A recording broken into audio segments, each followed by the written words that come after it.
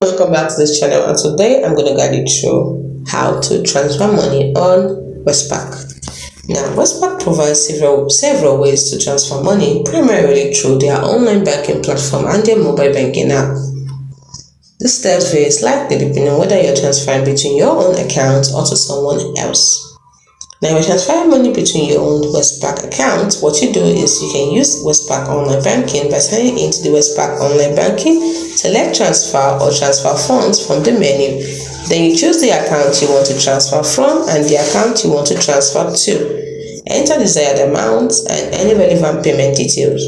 Then review the details carefully and click continue or confirm. Now, if you want to use the Westpac mobile banking app, what you do is open and sign into the Westpac app, tap the dollar symbol or payments tab, then select transfer between accounts. Select the from account and the to account. Enter the amount, tap to date, select the date and frequency is scheduling for later. Tap transfer to pay now or schedule to pay later. Now, if you're transferring money to someone else within Australia, you can typically transfer it to them using their BSB account number or their Pay ID. If you're using Westpac online banking for this, what you do is sign into your Westpac online banking, go to payments and select make a payment.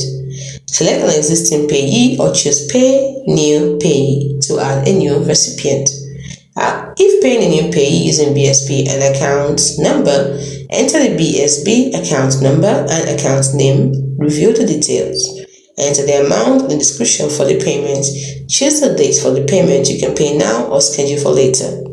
Review all the payment details and confirm the transfer. So if you're using the app, what you do is open and sign into the Westpac app, tap dollar symbol or payments tab, tap pay someone.